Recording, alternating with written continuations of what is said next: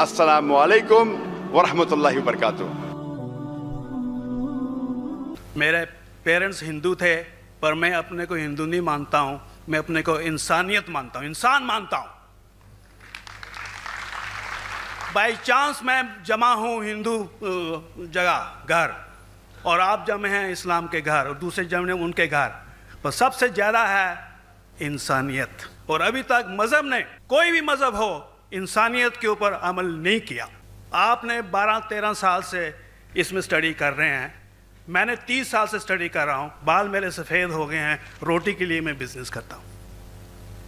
पर जो किताबों के आपने पढ़े हैं, आपने ये जांच की वो किताबें किसने लिखी हैं? हज़ारों साल बाद लिखी हैं। पहले ज़बान की बात होती थी, कोई राम राम राम कह के उसके कहावत है मर मर मर कहने लगा, उसको पूजना है। वेदा ऐसी थी, ग्रीक मैथोलॉजी ऐसी थी, इजिप्शियन मैथोलॉजी ऐसी थी, एब्राहम से लेके मोसेस तक, और आपके मोहम्मद साहब किताब, आपका मोहम्मद साहब का जो किताब लिखेगी कुरान 50 साल बाद लिखेगी, तो और नहीं 40-50 कोई भी हो। पर मुझे माफ़ करना साहब, मैं आपसे एक सवाल ये उठना चाहता हूँ, हम सब इंसान हैं, इंसान को एक करके सब मज़हब 21st सेंचुरी में इंसानियत मज़हब क्यों नहीं बनाते? जो आप ठहरा, मैंने अभी ख़त्म नहीं किया जनाब, मैंने हमने ख़त्म नहीं किया। हाँ, मैं ये कह रहा हूँ साहब, आप अपना पर्सनल मज़हब है रखिए, अपने घर में रखिए, बस स्टेट में और दूसरों के ऊपर ना लाइए, वार ना करिए, लड़ाई ना करिए। एक माफ़ी चाहता हूँ, ऐसी हज़ारों चीज़ें मैं दूसरे मज़हब में निकाल सकता हूँ। मैं आपसे पूछना चाहता हूँ, खलीफा 40 साल के अंदर मर गए, मर्डर हुए, असैसिनेट हुए, और अली साहब जो थे वो ग्रैंडसन हमारे पैगंबर के थे। ये चीज़ों के हवाला दूसरों में भी है, मैं हज़ारों दे सकता हूँ, पर इसका सवाल मैं आपसे कहना चाहता हूँ। भाई साहब ने अच्छा सवाल पूछा, लंबा था, तकरीर थी छोटी। भाई साहब ने कहा कि वो हिंदू धर्म में पैदा हुए लेकिन हिंदू नहीं है, इंसान हैं। क्यों ना हम एक मज़हब इंसानियत बनाते हैं? उनका जो कहना है वो इंसान है। भाई साहब, हर शख्स, हर इंसान जो पैदा होता है वो इंसानी होता है, लेकिन सिर्फ इंसान होना काफ़ी नहीं है। इंसान होना ज़रूरी है। हर मुसलमान पहले इंसान होना ज़रूरी है उसे। इस्लाम की सारे बातें, एक भी बातें मैंने कहा मैं तकरीर में, इंसानियत के खिलाफ नहीं है। एक भी बातें मैं चैलेंज करता हूँ, आप एक भी बात इस्लाम की बुनियादी बात बताओ जो इंसानियत के खिलाफ है। मुसलमान होने के लिए अच्छा इंसान होना ज़रूरी है। अगर आप अच्छे इंसान नहीं हैं तो मुसलमान हो ही नहीं सकते। लेकिन सिर्फ अच्छा इंसान होना काफ़ी नहीं है। मिसाल के तौर पे डॉक्टर बनने के लिए 10वीं पास करना ज़रूरी है, फिर 12वीं, फिर डॉक्टरी। तो मैं कहूँगा डॉक्टर बनने के लिए स्कूल पास करना ज़रूरी है, लेकिन स्कूल पास करना काफ़ी नहीं है। तो इस्लाम में अच्छा मुसलमान बनने के लिए अच्छा इंसान बनना ज़रूरी है, लेकिन सिर्फ अच्छा इंसान बनना काफ़ी नहीं है। समझ रहे? क्यों? क्योंकि इंसान को जिसने पैदा किया उसकी इबादत करना ज़रूरी है। जिसने आपको पैदा किया, जिसने आपको पैदा किया, उसकी अगर आप इबादत नहीं करेंगे तो इंसानियत के नाम पे कलंक है। आप कहते हैं कि मज़हब, जितने मज़हब है सब भेदभाव पैदा करता है, नफ़रत पैदा करता है। आपने कहा, शंकराचार्य ने बिल्कुल सही कहा। शंकराचार्य ने कहा कि कोई भी मज़हब नहीं सिखाता कि आपस में भेदभाव करना। उनकी भी स्टडी है, मेरी भी स्टडी, आपकी भी स्टडी है। आपने कहा कि मैंने 10-12 साल किया, आपने 30 साल किए। अगर आप 30 साल किए उसका मतलब नहीं कि आप मुझसे अच्छे हैं, ज़रूरी नहीं है। मैंने नहीं कहा कि आपने कहा, मैंने ये भी नहीं कहा कि आपने कहा। मैंने कब कहा कि आपने कहा? मैं कह रहा हूं, मैंने कब कहा कि आपने कहा? मैं कह रहा हूं क्योंकि आपने कहा कि अब 30 साल की स्टडी की। मैं हिंदू मज़हब पे भी चंद साल के, अल्हम्दुलिल्लाह सुम्मा अल्हम्दुलिल्लाह, कई शंकराचार्य से बात की, कई स्वामी जी से बात की, कई प्रीस्ट और फादर से अमेरिका में की, मैं तो अभी तक जवान हूँ माशाअल्लाह, अल्लाह का फजल है, अल्लाह का फजल है। आपने कहा कि मजहब भेदभाव करता है, ये कहना बिल्कुल गलत है। मजहब भेदभाव नहीं करता। जो मजहब के मानने वाले हैं वो मजहब को सही तरीके से नहीं समझते हैं, इसीलिए भेदभाव पैदा करते, वो अलग बात है। गलती है मजहब के मानने वाले की, मजहब की नहीं। ये कह रहे हैं कि मजहब की, मिसाल के तौर पे एक मर्सिडीज कार है, मर्सिडीज कार है, मुझे ये जानना है कि मर्सिडीज कार कितनी अच्छी है। तो एक ड्राइवर मर्सिडीज कार चलाते जो ड्राइविंग जानते ही नहीं और मर्सिडीज कार को ठोक देते, तो किसकी गलती है, मर्सिडीज गाड़ी की कि ड्राइवर की? अगर आपको जानना है मर्सिडीज कार कितनी अच्छी है तो आपको ये देखना चाहिए स्पेसिफिकेशन, उसका पावर कितना है, हॉर्स पावर कितना है, माइलेज कितना है, सेफ्टी मेजर कितना है, उसकी तहकीक करने के बाद आपको कहना चाहिए कि कितनी अच्छी मर्सिडीज कार है। अगर जानना चाहिए कितनी अच्छी है तो उसको बिठाओ जो ड्राइविंग जानता है। तो इसीलिए इस्लाम को जानने के लिए मुसलमानों को मत देखो, अगर देखना है तो मोहम्मद सल्लल्लाहु अलैहि वसल्लम को देखो। आप मुझे मत देखो, मुझे मत देखो, हमारे आज के मुसलमान को मत देखो। देखो जो सबसे अच्छा ड्राइवर है, सबसे अच्छा इस्लाम को समझ चुका है, वो मोहम्मद सल्लल्लाहु अलैहि वसल्लम है। उनको देख के इस्लाम की तहकीक करो, और तहकीक करने के लिए आपको इस्लाम की किताब पे जाना पड़ेगा। और आपने जो कहा आखिर के अंदर कि सारी मज़हब किताब बाद में लिखी गई, पहला कहना था, आप काफ़ी हद तक के सही है, आप काफ़ी हद तक के सही है कि आप बिल्कुल सही फरमाते, लेकिन ये कहना कि सारी मज़हब की किताब उसमें गलती है। अक्सर मज़हब कितने किताब है, वेद हो, उपनिषद हो, बाइबल हो, ओल्ड टेस्टामेंट हो, न्यू टेस्टामेंट हो, आपने कहा मूसा अलैहिस्सलाम से लेके वहाँ सही था, लेकिन आखिरी में जो आपने गलती की मोहम्मद सल्लल्लाहु अलैहि वसल्लम, वहाँ गलती की। आखिर में आके आप अटक गए, आखिर में आके आप फंस गए। आपने शायद इस्लाम का मुताला सही तरीके से नहीं किया होगा, आपने शायद अरुण शुरू की किताब पढ़ी होंगी। अगर आप कोई मज़हब का मुताला करना चाहते हैं तो जो मज़हब को समझ चुका है उसकी किताब पढ़ो। आप अगर अरुण शुरू की किताब पढ़ेंगे और इस्लाम के मुताला करा कहेंगे, ये किधर का सही फैसला है? ना मैं कहता हूँ अरुण शुरी जैसे लोग की पढ़ी होंगी, क्योंकि जब भी कुरान नाजिल हुआ, जब भी कुरान की आयत नाजिल होती थी, मोहम्मद सल्लल्लाहु अलैहि वसल्लम अनपढ़ थे, जब भी कोई आयत नाजिल होती थी वो उसे याद करते थे और अपने साथियों सहाबा से उसकी तिलावत करते थे और सहाबा फौरन उसे लिख लेते थे।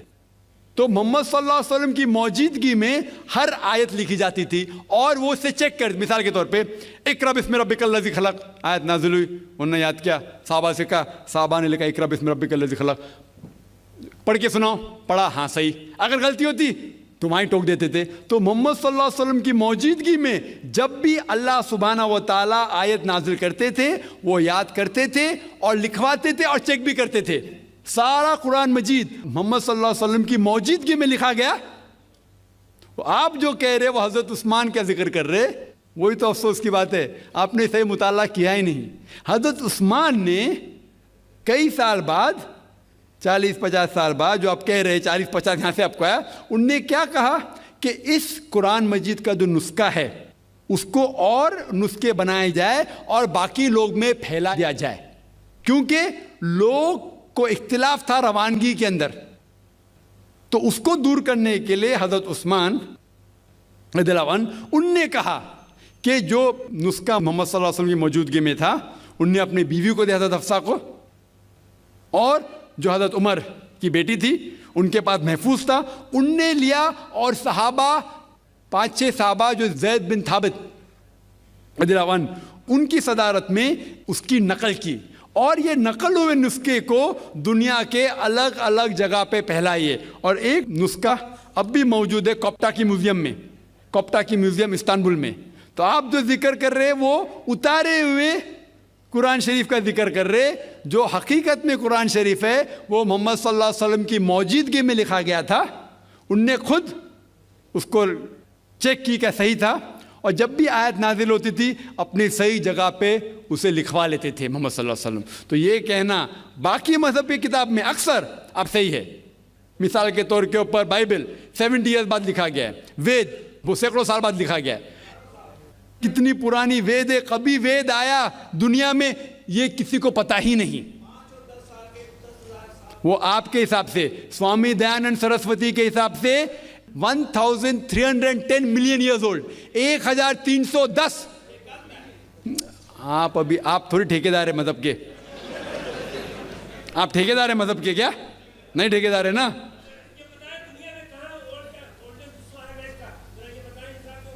हाँ इसलिए ओ भाई साहब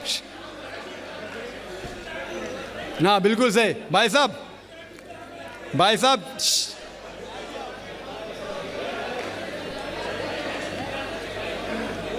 साहब इसीलिए इख्तिलाफ जो है ये कम इल्मी के वजह से।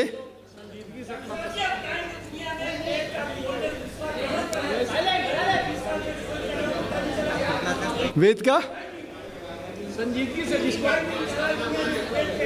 वेद का क्या नहीं,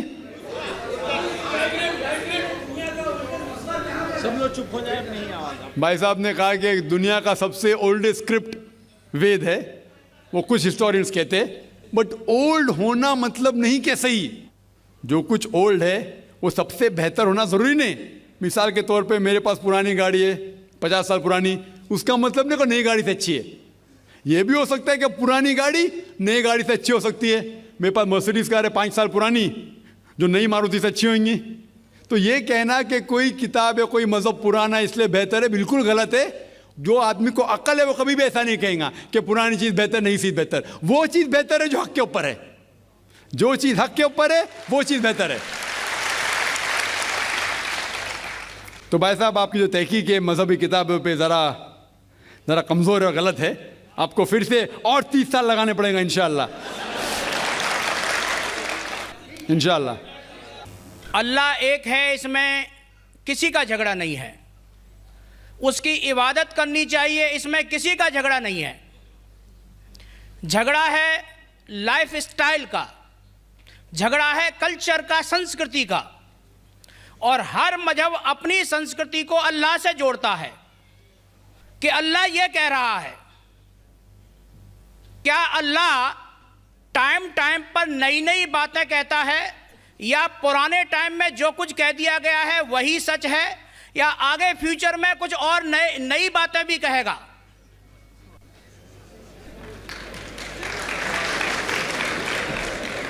भाई साहब का अच्छा सवाल था कि किसी को दो राय नहीं कि अल्लाह एक है, भगवान एक है। सब मानते कैसे उसी की इबादत करना चाहिए, लेकिन हर मज़हब अपनी कल्चर, अपनी संस्कृति को देख के स्टाइल बदलता है। तो अल्लाह ताला जो पहले कह चुका वो अभी भी सेम है कि टाइम टाइम पे बदलता है। भाई साहब का सवाल अच्छा है, लेकिन ये कहना चाहता हूँ जवाब देने के पहले, उन भाई साहब ने कहा कि सब मानते हैं कि अल्लाह एक है। ये मैं नहीं मानता हूँ कि सब मानते, मैं नहीं मानता हूँ कि सब मानते। ये मेरा फील्ड है, ये मेरा फ़न है गैर मुस्लिम से बात करना। मैं ये नहीं मानता हूँ कि हर गैर मुस्लिम मानते अल्लाह एक है, कि भगवान एक है। कई लोग भगवान में मानते ही नहीं, नास्तिक कहते हैं। और जो लोग कहते हैं भगवान में मानते हैं, हर कोई एक में नहीं मानता। कितने लोग 3 में मानते, कितने लोग 100 में मानते, कितने लोग सब कुछ भगवान मानते हैं। तो पहले आपके जो सवाल का जो पहला था, हर इंसान मानता है भगवान एक है, उससे मैं मुत्तफिक नहीं हूँ। दूसरी चीज़ कि सब एक ही भगवान, एक ही ईश्वर को पूछते हैं कि इबादत करते, ये भी मैं नहीं मानता हूँ। ये बात है कि अक्सर लोग मानते हैं कि भगवान एक है, यहाँ तक के तो सही है, अक्सर, सब नहीं अक्सर, लेकिन एक ही भगवान को पूछते ये बिल्कुल गलत है। सब लोग एक भगवान को नहीं पूछते। मिसाल के तौर पे अक्सर कुरान की आयत है, कुरान की आयत है कि जो लोग कहते हैं कि एक भगवान को मानते हैं लेकिन और को भी पूछते हैं, उसे कहते हैं शिर्क। आप पूछेंगे आम इंसान भगवान एक है, मालिक एक है बोलेंगे, लेकिन जा रहे पूज रहे, बुद्ध को पूज रहे, कभी इसको पूछते कभी उसको पूछते। तो ये आप अगर धर्म की किताब पढ़ेंगे, बाइबल पढ़ो, वेद पढ़ो, ये सब इसकी मुमानियत है। ये हराम है कि किसी और को पूछना। इसके बावजूद धर्म के मानने वाले अक्सर दूसरी चीज़ को पूछते हैं जो बिल्कुल गलत है। तो ये कहना कि इंसान एक ही भगवान में मानता है और उसी को पूछता है बिल्कुल गलत है। आप देखेंगे आम तौर पे जो फ़र्क है कि जो कुरान की आयत ताला इला कलमतिन सवाइन बैना बैनकुम, आपस में उस चीज़ पे आओ जो हम और आप में यकसा है। सबसे पहली बात है अल्लाह नाबुद इल्लल्लाह, कि हम एक ही ईश्वर, एक ही भगवान की इबादत करें। एक ही भगवान में मानना काफ़ी नहीं, मानने के अलावा उसी की इबादत करना और किसी की नहीं। आपका अहम सवाल कि हर मज़हब एक ही भगवान कहता है, ये बिल्कुल सही है। एक ही भगवान की इबादत कहना कि बिल्कुल सही है, लेकिन अपने तहजीब के हिसाब से बदलते रहता है, ये कहना गलत है।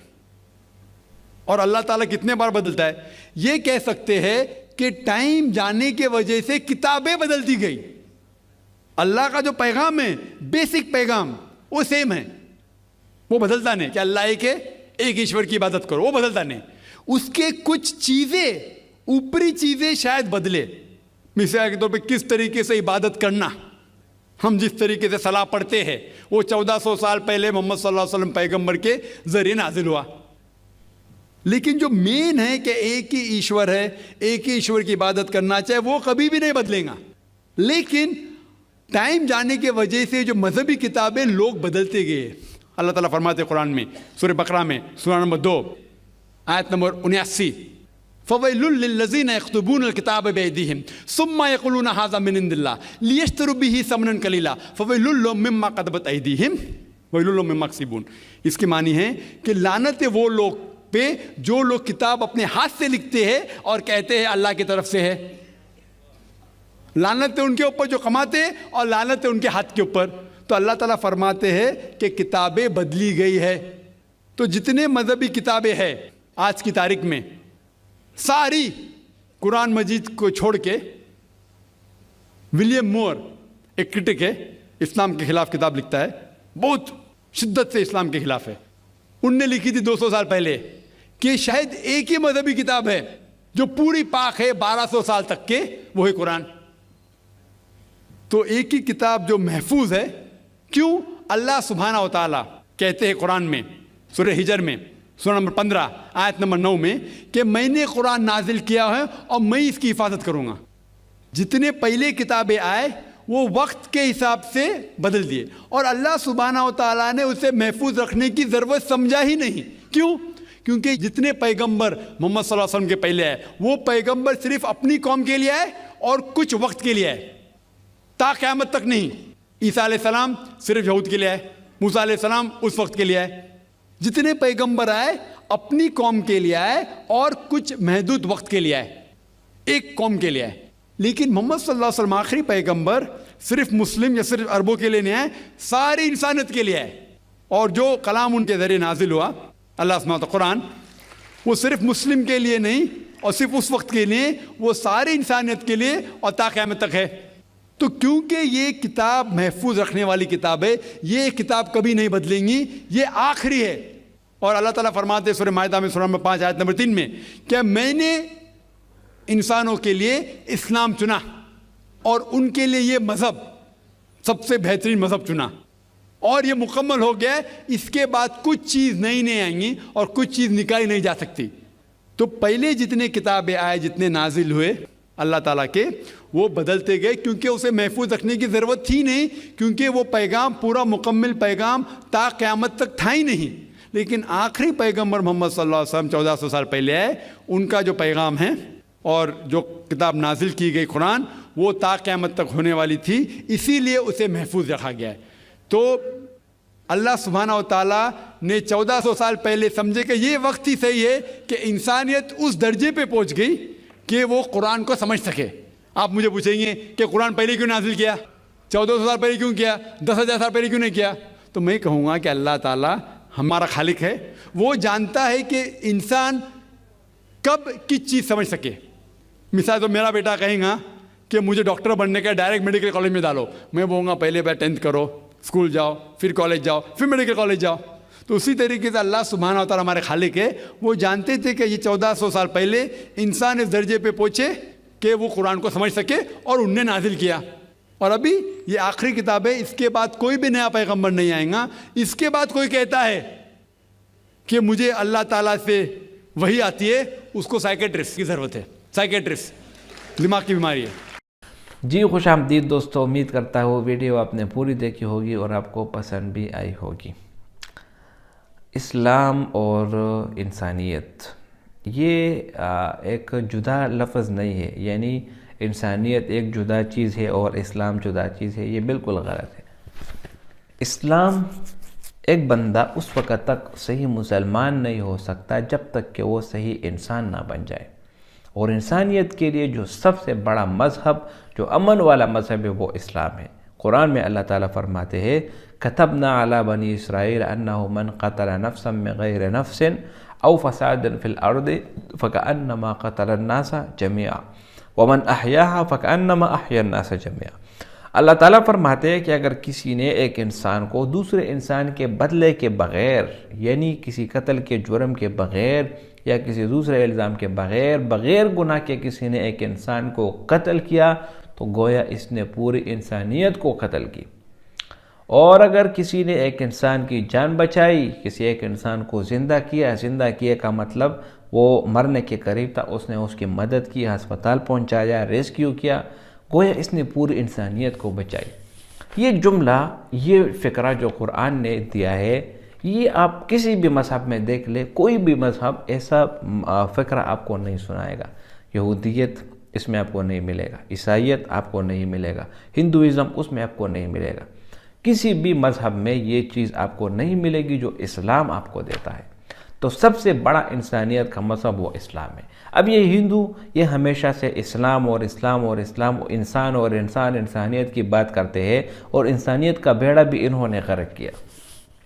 आप जाके देख ले, हिंदू में इन्होंने मुख्तलिफ़ तबक़ात बनाए हैं, शूदर, बरहमन, ऊंचे दर्जे वाले वो बरहमन वाले, जो शूदर वाले वो सबसे नीचे वाले, कुछ अजीब व गरीब किस्म के तबक़ात तकसीम इन्होंने रख दिया है। इसी तरह जो इनके हिंदू मज़हब में जो सबसे बड़ा इज्तिमा लगता है, कुंभ का मेला जो होता है, वहाँ पर इनकी जो ये मेला होता है, उसमें पूरी दुनिया से हिंदू लोग शिरकत करते हैं। उसमें इन्होंने इस तरह तबक़ाती निज़ाम बनाया होता है कि जो दरिया होता है जिसमें ये पानी में नहाते हैं, डुबकियाँ लगाते हैं, उसको भी दो हिस्सों में तकसीम किया, एक VIP लोगों के लिए और दूसरा गैर VIP के लिए। आप देखते हैं ये मुकेश अंबानी है और उनकी जो बीवी है, जो रॉयल फैमिली से होता है, वो आते हैं, उनके लिए अलहदा जगह होता है, उनके लिए पंडित भी अलहदा होता है, और जो गरीब होते हैं बस आप उधर जाके मर जाओ। तो इंसानियत का बेड़ा इन हिंदुओं ने गर्क किया, और हमेशा से इस्लाम के मुकाबले में इंसानियत का नाम लगा रखते हैं। और दूसरी बात मेरे मुसलमान भाइयों, आप खफा ना हो, ये जो अब्दी जो छिप्पा के नाम से जो एक चीज़ चल पड़ा है, उसने भी जो है ना अपने छिप्पा जो है ना वेलफेयर वाले, उन्होंने एम्बुलेंस पर लिखा होता है कि माई रिलीजन इज़ ह्यूमैनिटी। भाई इंसानियत तो इस्लाम ने ही इंसानियत को फ़रोग़ दिया। अगर इस्लाम ना होता तो आप इंसानियत को कहाँ पहचानते? माँ बहन आप कहाँ से पहचानोगे? भाई बीवी ये सब कुछ है तो आप इस्लाम के ज़रिए से पहचानते हैं, तो फिर आप क्यों डायरेक्टली कहते हो कि my religion is humanity? Religion आपका इस्लाम है। कुरान में अल्लाह ताला फरमाते हैं, इन्ना दीना इंदल्लाहिल इस्लाम। तो भाइयों दोस्तों, ऐसे लिबरल लोगों से हरगिज़ आप क्या कहते हैं उनसे मुतासिर ना हो, बल्कि आप अपने किताब कुरान मजीद का मुताला करो, तो आपको अंदाज़ा होगा कि आप किस लेवल के आदमी हैं। उम्मीद करता हूँ वीडियो आपको पसंद आई होगी। अगर वीडियो आपको पसंद आए तो इस चैनल को सब्सक्राइब करें। बहुत शुक्रिया।